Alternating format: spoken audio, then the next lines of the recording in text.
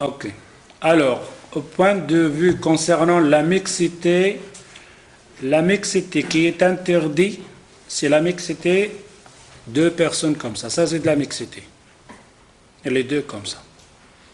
Par contre, ce rang-là, avec l'autre rang, ce n'est pas de la mixité. La mixité, c'est deux personnes assez côte à côte. Ça, c'est de la mixité. Par contre, ce rang-là, il n'est pas de la mixité avec l'autre rang. Alors, si on a par exemple des hommes ici, et on a l'autre rang des femmes, derrière, ce n'est pas de la mixité. Ou alors on a ce côté-là, c'est des hommes, et ce côté-là, des femmes. Ce n'est pas de la mixité. Si on comprend ça, c'est de la mixité, que c'est haram, à ce moment-là, on peut comprendre que le prophète sallallahu alayhi wa sallam, dans son temps, il y avait de la mixité.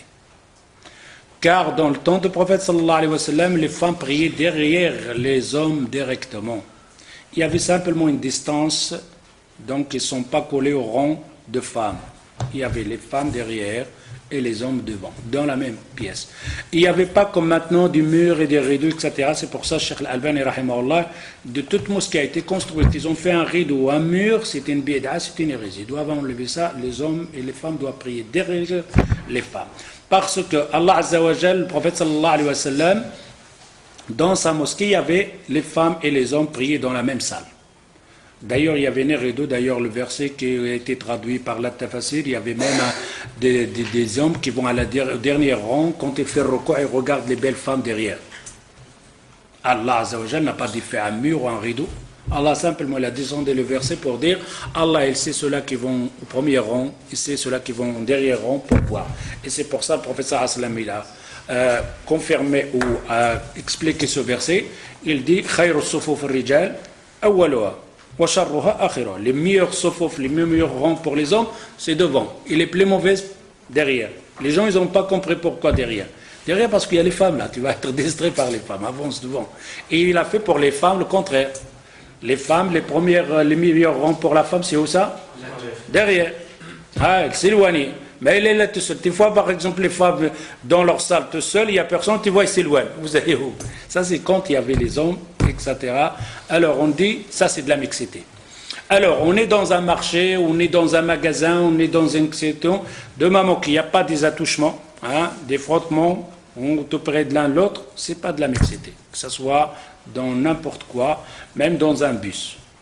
De moment qu'il y a des rangs, donc des femmes et rangs des hommes.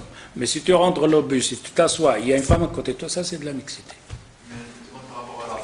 Pour la voix de la femme n'est pas une aura.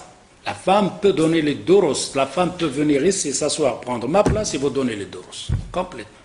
Aucune interdiction. La femme peut venir ici, il vous êtes assis là que des hommes, et elle ici tout seul, il vous donnera le dars. Il y a une séparation, ni rien. Pardon? Là, ça c'est un avis, il n'y a pas plusieurs avis. Sur ça. Il n'y a qu'un avis de tout le monde, le général.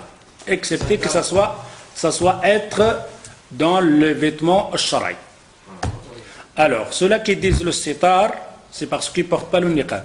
Ça a à voir un niqab et pas de niqab. C'est pour ça, Adnan Ar'our, quand il est parti en côté de la Malaisie, et il va donner le dars, des femmes qui n'ont pas le niqab, ils sont rentrés, ils disent là, oh, il faut faire le sitar là. Il dit non, nous sommes des Albani. C'est-à-dire, on suit Cheikh Al-Albani.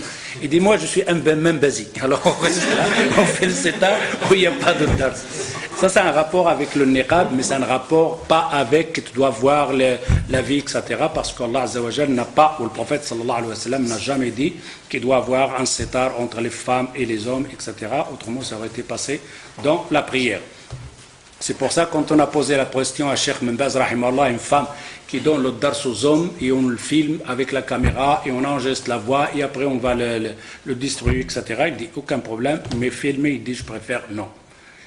Et il dit, mais à ce moment-là, qu'il doit être dans le libas shara'i. Parmi le libas shara'i, il dit qu'il doit avoir son niqab. S'il n'a pas le niqab, alors à ce moment-là, il doit faire le sitar. Ok? À l'époque du prophète, Aïcha a donné des cours. Pardon? Pas qui donnait des cours, c'est des gens qui venaient lui poser des questions. Il n'y avait pas de séparation. Non, ça c'est, il faut bien comprendre, la séparation, elle est chez elle. Aïcha donnait des cours chez elle, à la maison. Ok, alors quant à Aïcha radiyallahu anha, au départ, c'était des hommes qui rentraient complètement à l'intérieur. Qui rentraient à la maison du prophète sallallahu alayhi wa sallam. Ils posaient la question, ils sortaient. Et alors Omar ibn Khattab, quand il a vu ça, ça n'a pas lui plu. Il dit, Ya Rasulallah, donc chez toi à la maison, rentre n'importe qui, parfois des bons, des mauvais.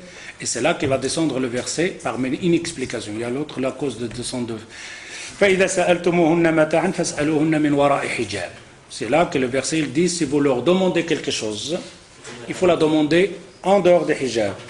Là, on comprend, ça ne veut pas dire que tu dois faire le rideau, c'est-à-dire que tu ne rentres pas à l'intérieur pour ne pas que tu sois avec la femme, c'est-à-dire que tu poses la question en dehors de la porte.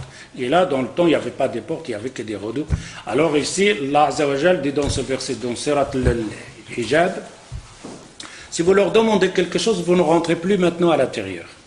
Vous le faites de l'extérieur. Non.